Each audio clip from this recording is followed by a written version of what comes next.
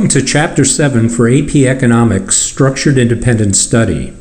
In this chapter, we will examine a very important subcomponent of an economic system, that being its pricing system. Here is an overview of what we will be covering in this chapter. The first thing we need to do is to give you a functional definition of price itself. Then we'll move on to taking a look at the effect that price has on supply and demand, and also consider the concept of disequilibrium. Moving on from there, we'll look at the governmental roles in controlling prices and the rationing of goods and services. Usually, with the exception of some unique situations, this winds up being a bad idea. And lastly, we'll take a look at the role of prices in a free market. We'll look at the advantages and benefits of a price-based system to an economy. Okay, let's get started, and as I mentioned a moment ago, give you a functional definition of the word price. Price is a tool for distributing and rationing goods and resources throughout an economy. Prices are signals to both producers and consumers. And that probably makes a lot of sense to you based upon the concepts that we covered in the most recent chapters, 5 and 6, the chapters on demand and supply. Now you'll also notice that I use the word rationing here in this definition. And you may be asking why. And the reason for that is it brings us back to a concept that we come to understand in chapters 1 and 2, a very fundamental concept in economics, the concept of scarcity. All goods and resources are scarce, and they have to be allocated by some method. And I think you'll find, based upon what we're going to cover in this chapter, is that the method of using prices is the best way to distribute and ration and allocate goods and services within an economy. Now I'm going to come back to the concept of rationing and take a little bit different take on it here in a couple of minutes. But before I do, I want to cover the term disequilibrium with you for some further background. Disequilibrium sounds awfully close to the concept of equilibrium that we looked at in chapters 5 and 6 as it related to supply and demand. And yes, disequilibrium is very close because it's actually the other side of a equilibrium price in a market. Disequilibrium within a market occurs when the quantity supplied is not equal to the quantity demanded. And that may occur when you have either excess demand or supply in a market. And how can that happen, you may be asking, because we're always trying to drive to an equilibrium point. It does, and it's usually temporary. So that leads us to a fundamental question. How does a market go about fixing a disequilibrium problem? Well, quite simply, as long as prices within the price system are flexible, meaning that they can change and respond to market forces, the market forces will naturally push the market towards an equilibrium point. And here's a great concept to think about in terms of the importance of prices, particularly to our economic system, the free market system. Prices are a key tool of Adam Smith's concept of the invisible hand. Now I want to come back to the term rationing and talk about it from the perspective that most people understand it and think about it, but also relate it to the concept of market equilibrium and disequilibrium. Sometimes the government officials think that to solve a disequilibrium problem or to force equilibrium in a market, that price management help or some other form of rationing is needed. And here's how most people think of it. Rationing being dividing up goods and services using some criteria other than pure price. So that leads us to the question is, why would the government officials believe that they need to do this? Here are the two most overwhelmingly common reasons given by government officials for intervention into the price system by the government. The first is that the officials believe that citizens or businesses are being either taken advantage of or abused. The second is that citizens or businesses cannot survive without the government intervention to the price system. If you dig a little bit deeper with these situations, you'll find that the government is really trying to protect some special interest for a political reason. With the exception of a very few unique situations, which I'll talk about in a moment, price controls or rationing wind up not working because they fail the tests that we've learned about in earlier chapters, the tests of equity and efficiency. As I mentioned a moment ago, there are some unique situations, in fact there are two, where implementation of price controls by the government might work. But a word of caution here. Whatever controls that are put in place must be tightly managed and monitored, because price controls can inflict tremendous damage on an economy, consumers, businesses, if they're not supervised and managed correctly. So here are the two unique situations. The first is during wars, when critical resources must be used and distributed in very specific ways.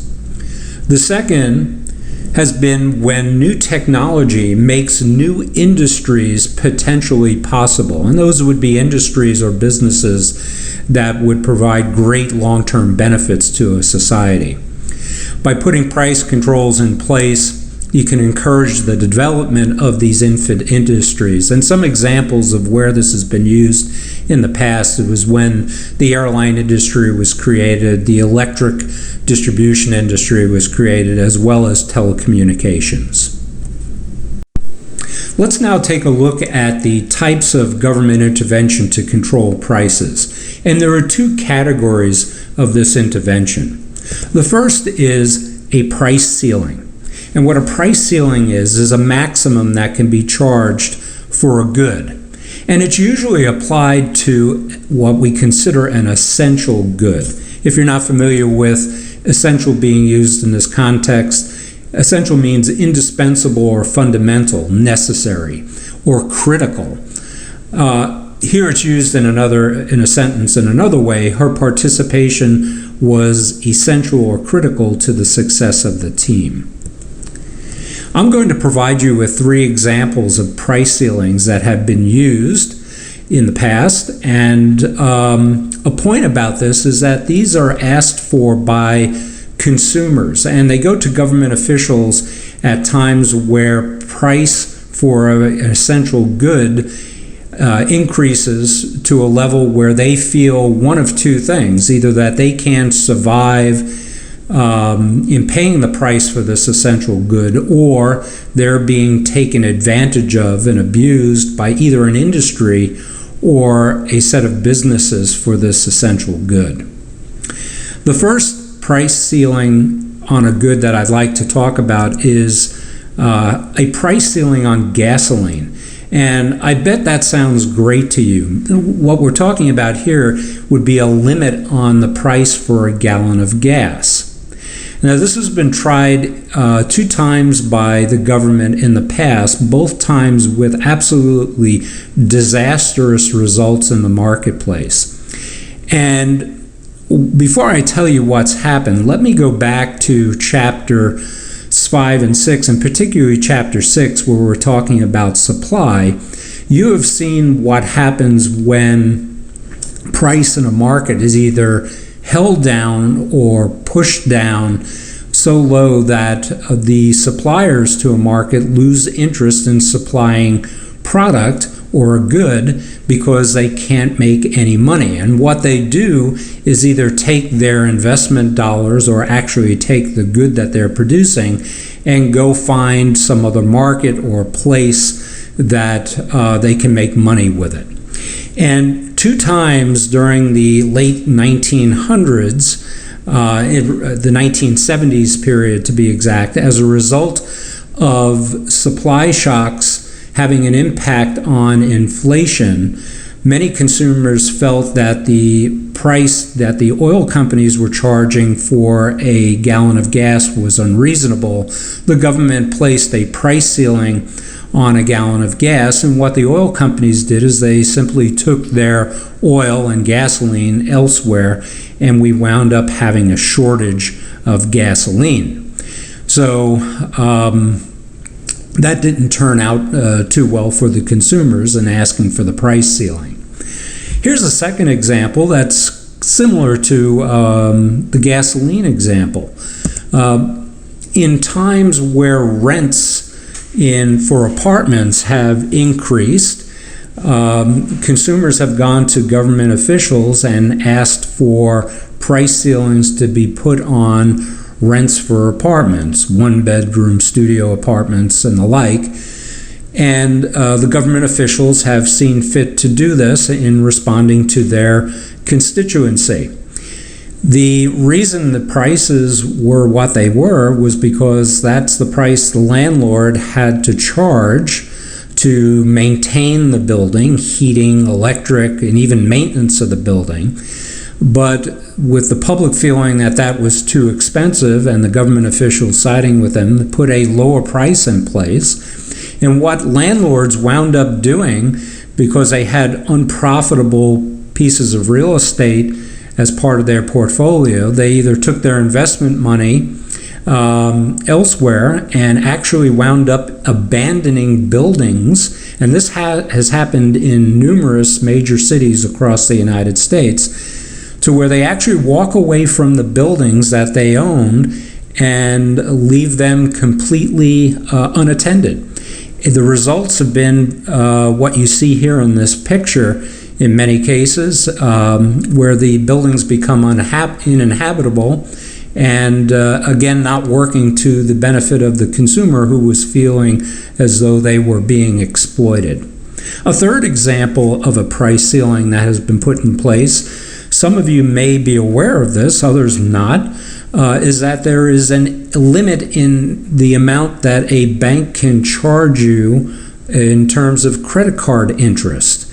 And this was put in place to make sure that the financial institutions, banks in particular, because they're the ones that issue credit cards, don't take advantage of people that can't control their spending habits, and that there's a limit in the amount that you could wind up paying for the money that you effectively borrow by using a credit card.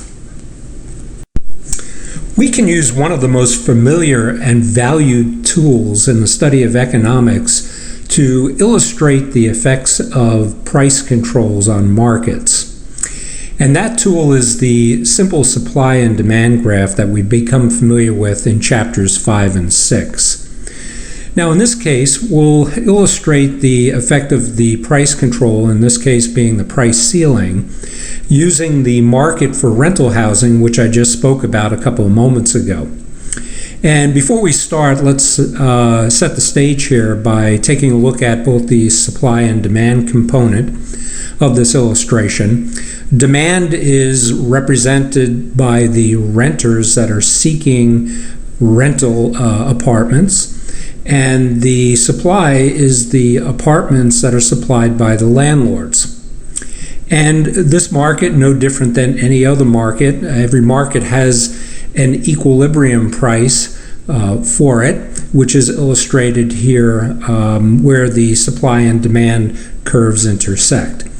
Now, when a price ceiling is put in place, it is put in place below the market equilibrium price, because the concept of the price ceiling is that the market equilibrium price is unreasonable, it's too high. So it's set lower than the market equilibrium price. And here we have one illustrated.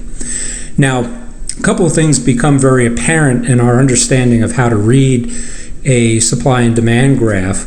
We now see that the quantity demanded for apartments at this lower price certainly exceeds the willingness to supply. And we know from our past experience what happens to a market, and particularly suppliers in the market, in this case the landlords of the apartment buildings. When price gets depressed for whatever reason, they lose interest in the market because they cannot make as much money if they can't drive down costs, and some suppliers wind up leaving the market. Now, in this case with the rental apartments, you saw the picture of the abandoned buildings.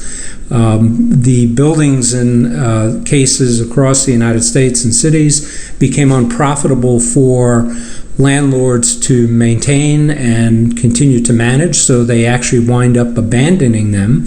And what that causes is the apartment buildings to become uninhabitable, which effectively creates a shortage.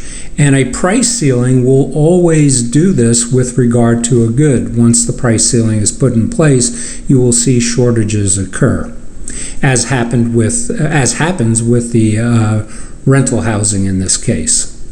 And that works to the contrary, if you will, of what the intention was of putting the price ceiling in place to begin with. The people wanted a reasonable, in their mind, what they thought was affordable housing, and here you're actually limiting the amount of housing that winds up being available.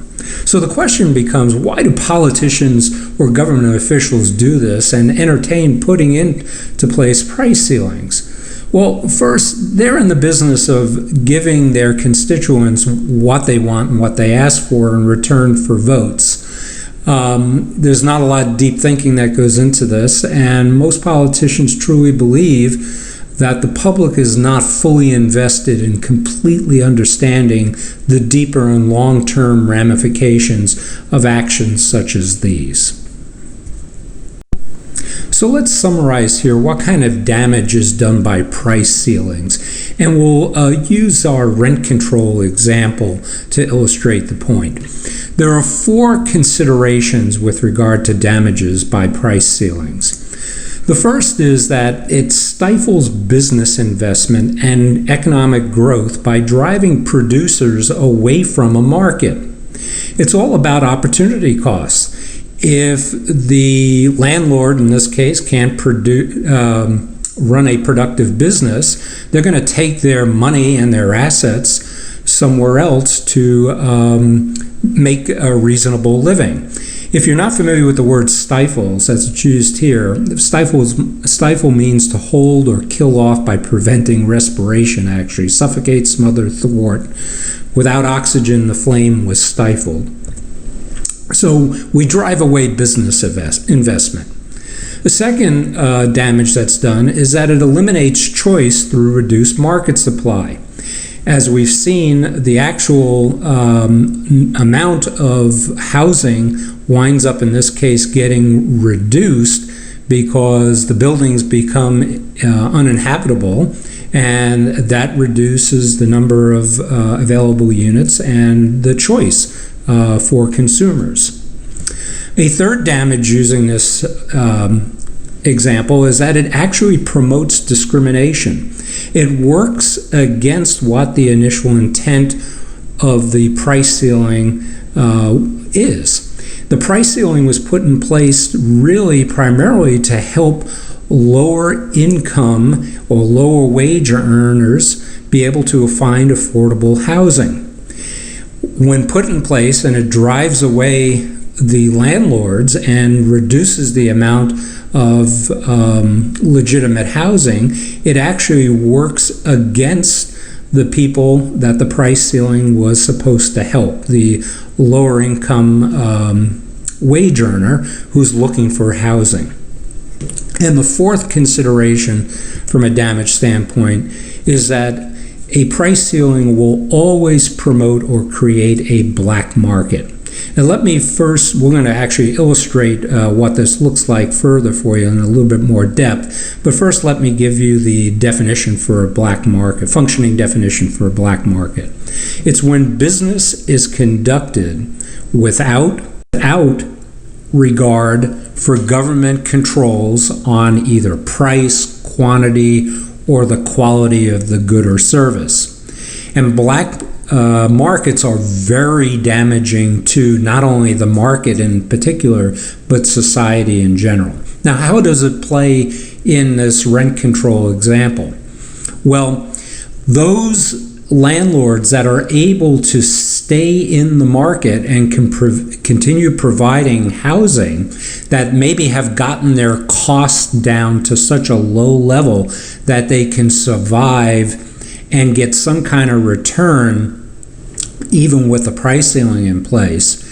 The people who are renting apartments from those landlords actually wind up getting into the landlord business themselves, because what they turn around and do, because there's a market available, what they turn around and do is actually sublet their apartments to people who are desperately needing an apartment, and they charge a premium for that subletting. As a matter of fact, in many cases, the prices that they charge for subletting an apartment actually wind up exceeding the original market equilibrium price. We can also illustrate this using our supply and demand graph and actually show the social costs that are associated with this black market and show that it's damaging to a society.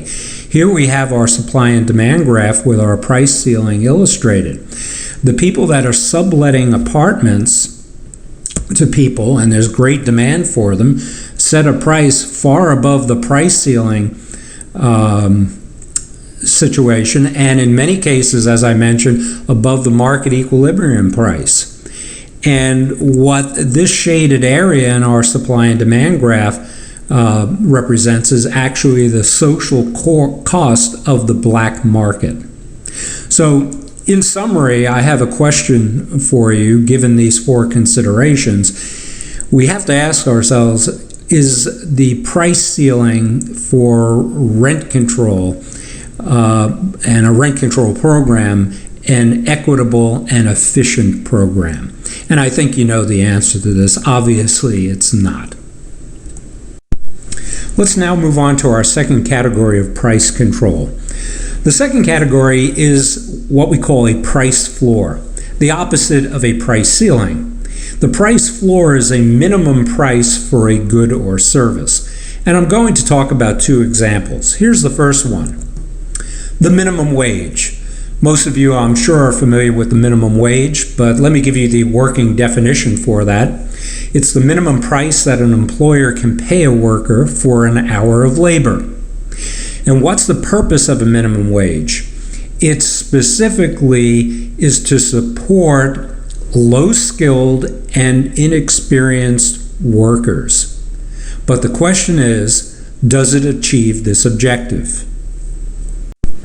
Once again, we can use our supply and demand graph to illustrate the effects of price controls, in this case, a price floor on a market.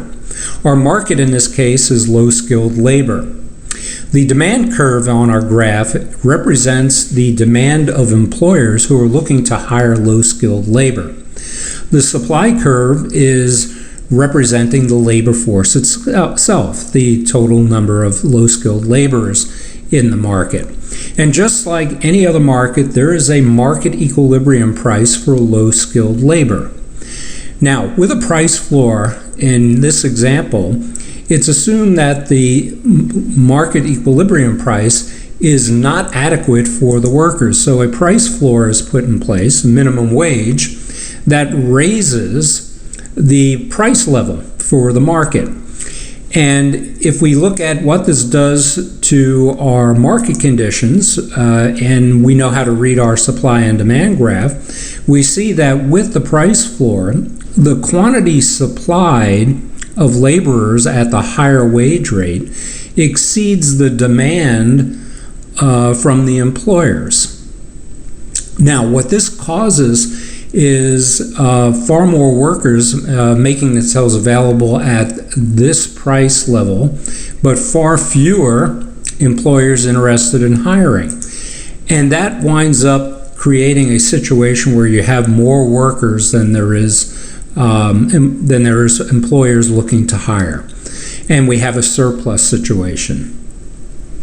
So the question here, too, just like with our price ceiling, is why do politicians do this? It's very easy for them to say to low-skilled workers, gee, you asked for a higher wage rate. We gave that to you with the minimum wage, and hopefully in return for votes, they gave them what they were looking for. And the politicians truly believe that the public's not, again, completely deeply invested in understanding what the potential ramifications for this can be. In fact, when the minimum wage is changed and usually ratcheted upward, it increased costs for businesses, and businesses will actually trim their labor resources back further, and that contributes to the surplus situation, which, in another way of describing it, raises the level of unemployment. As we did with price ceilings, let's summarize by looking at the damage done by price floors. And we'll use the minimum wage example to illustrate our point. There are 4 damage considerations. Ever since the minimum wage was put in place, the wage rate has never been reduced. It has continually been increased over time. And when wage rates go up for businesses, that adds additional costs to running a business. And when costs are added to running a business, it winds up over the long term discouraging business investment. And when business investment is discouraged, economic growth is discouraged. So burdensome has been the labor cost increase for some businesses that it has actually driven them or encouraged them to look for other solutions to the cost problem. And this has wound up creating illegal worker problems in a number of areas. Some businesses, in dealing with the costs, look for substitutions for labor, say in technology, where they can take a position that requires a less skilled worker or a less experienced worker and automate it. Businesses are driven by the minimum wage to do that because over the long term, a piece of technology or machinery winds up being less costly for the business than an actual employee. And what that has led to is higher levels of unemployment for young adults and low-skilled workers. And related to that is the minimum wage was designed to help young adults or less experienced workers and low-skilled workers by supporting them. With the higher levels of unemployment and the reduced hiring, this actually very similar to what we saw in the price ceiling situation works towards promoting discrimination against these groups. Here's a second example of a price floor.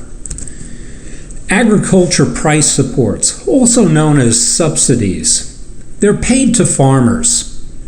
And what the payment is the difference between the market equilibrium price, which is the world market price for a good, and the price that they need to make a specific profit.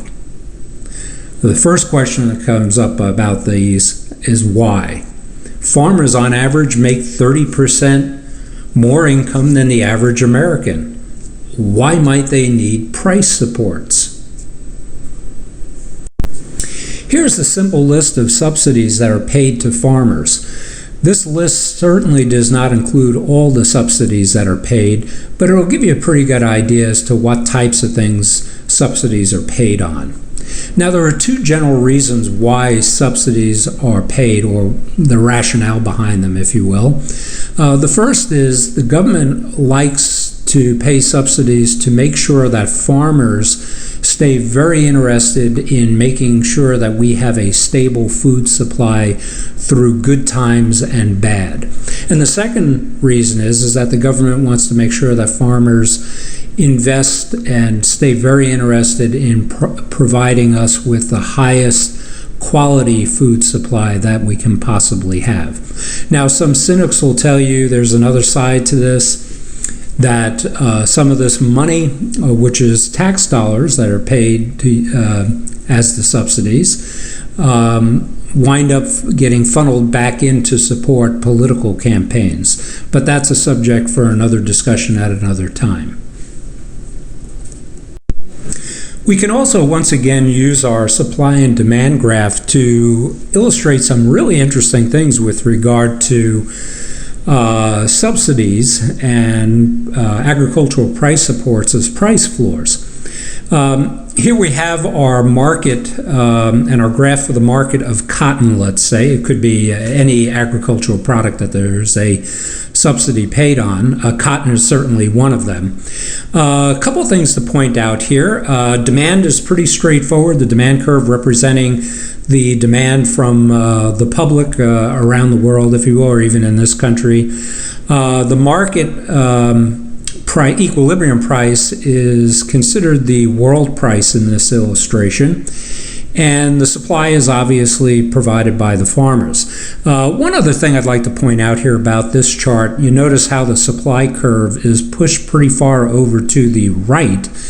And the reason for that is that over the past 100 years, the technology advancements in farming has been astronomical, and we produce more today than we ever have around the world in terms of food products and other agricultural products.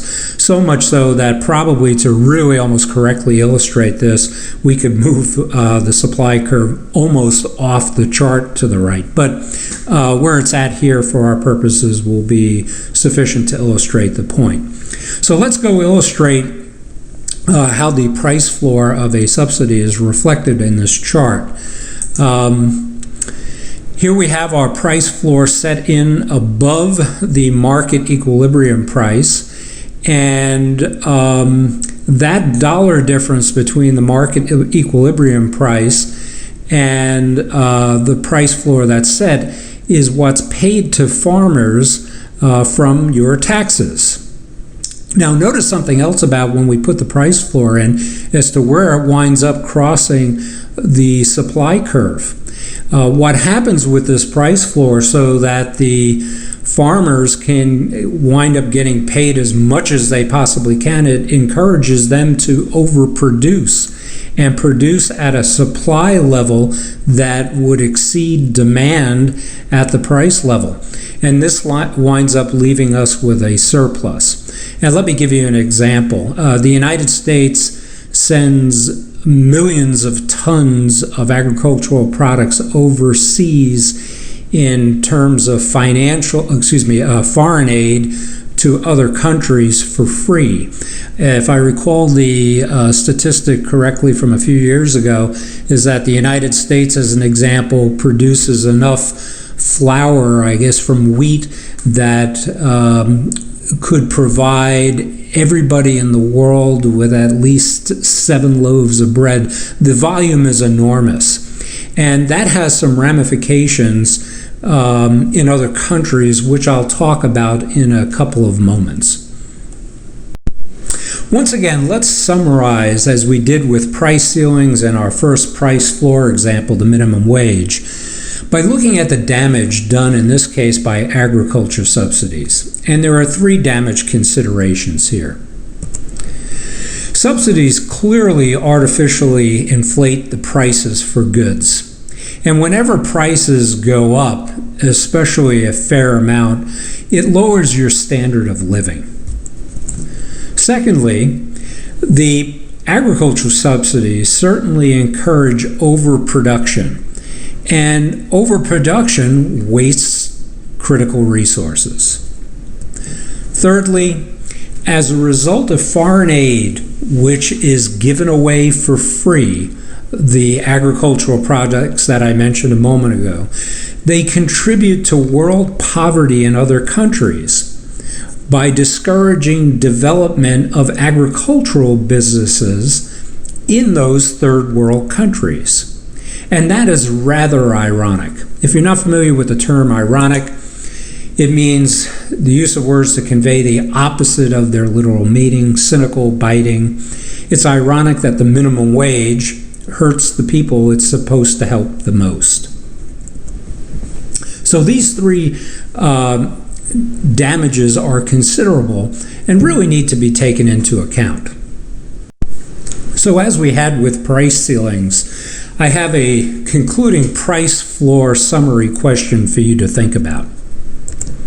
Are price floors equitable and efficient? We've now taken a look at both price ceilings and price floors. So let's summarize and look at the 3 reasons why government price controls in general and rationing, with the rare exception of a few unique circumstances, never works. The first reason is that price controls lead to market inefficiency and unproductive resources by 2 things. First, it limits choices for the people that the price controls, or the groups that the price controls are actually designed to help. The second is by eliminating incentives for businesses to invest in their business and industry and help grow the economy. Secondly, price controls lead to inequity by promoting discrimination among the groups that the price controls are actually intended to help. And third, price controls stifle growth, economic growth that is, and reduces the standard of living for our society.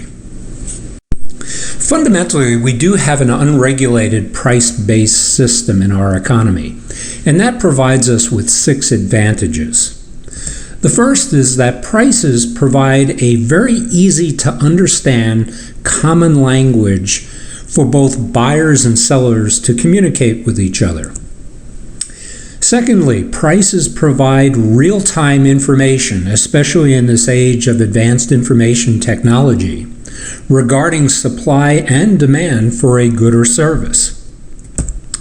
Third, a flexible price system provides a very convenient tool for solving problems of excess supply and demand that are run into. If you have an excess of either, simply change a price and it's usually easily solved. And fourth, unlike with a price-controlled system where a government would have to invest in regulating and supervising the price controls, and that gets costly for a governmental institution to do, an unregulated price-based system does not cost anything to administer. And that's particularly true in today's high-tech world, where price changes can be made in literally matters of seconds for products to adjust for supply and demand.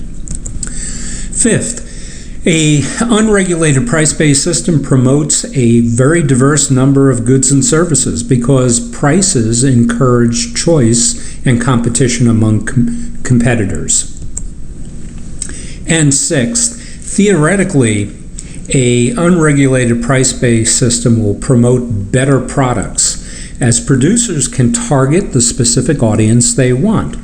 And what we're getting at here is that manufacturers, let's say, can invest resources in producing a wide variety of products. They can produce high-performing products for the public that needs a specific type of high-performing product, and they can produce lower-performing products and be able to, with an unregulated price system, recover the cost of the resources put into the development and the marketing of the product. As we bring our chapter on prices to a close, we want to take a moment to look at 3 occasional free market problems that arise with an unregulated price-based system. As you know, there is no perfect system, and the critics of free markets and unregulated price-based systems call these occasional problems that arise market failures. But I think as what you'll see is that they are relatively minor in the scheme of things and usually get resolved through natural market forces. Here's the first one. It's called imperfect competitions. It's when sometimes there's not enough competition among sellers in a market to lower a market price. This is usually when somebody corners a market and establishes a monopoly in a market. And I'll talk more about monopolies in next chapter, Chapter 8, Market Structures. And unknown to most people is that monopolies are perfectly legal. And as long as the business that has a monopoly in a market doesn't misbehave in terms of engaging in anti-competitive business practices, they're free to operate and to sell their goods and services. And what happens over the long run, and this refers back to my point about through natural market forces, some of these market failures or problems being resolved, is that competition usually finds its way into a market and reduces the monopoly power of the organization supplying the good or service, and things get resolved over the long run anyway. The second problem that occurs, or market failure if you will, is the situation that we call imperfect information. This is when buyers do not have enough information to make an informed decision. And it happens rarely and usually in specific types of markets. And it usually happens in markets where technology is heavily dependent upon to conduct business. And technology has become a two-edged sword in these businesses. The best example I could give is in the trading of currencies and financial products. The transactions that take place in the banking and the finance industry move at lightning speed these days because most of it is done on a technology base. And a lot of times as the markets move and information becomes available, investors have a difficult time keeping up with changes and wind up with limited or dated information or not enough information to make informed decisions about their investment products. The third type of problem is called spillover costs, and this concept is debated as to whether it is really a problem or not, or whether it's just part of doing business based also upon choices or regulations that are forced on businesses. It's called spillover costs. It's the cost passed on to the consumer in the form of higher prices as a result of government regulations. The reason we debate as to whether this is really a problem or not is some people say if the government is regulating a business, the government's acting on behalf of people who want the business regulated. Environmental regulations as an example. So if the people speaking through the government want a business regulated and restrictions put on a business which are going to increase its costs, the business then raises its prices to maintain its viability and survival. So whether this is a real problem or not, spillover costs that is, it's really in the eye of the beholder. And that brings us to the end of Chapter 7, our prices chapter. We'll look forward to seeing you in Chapter 8, which is called Market Structures, where we go back and take a look at markets in ways of classifying them based upon their characteristics. We'll see you then.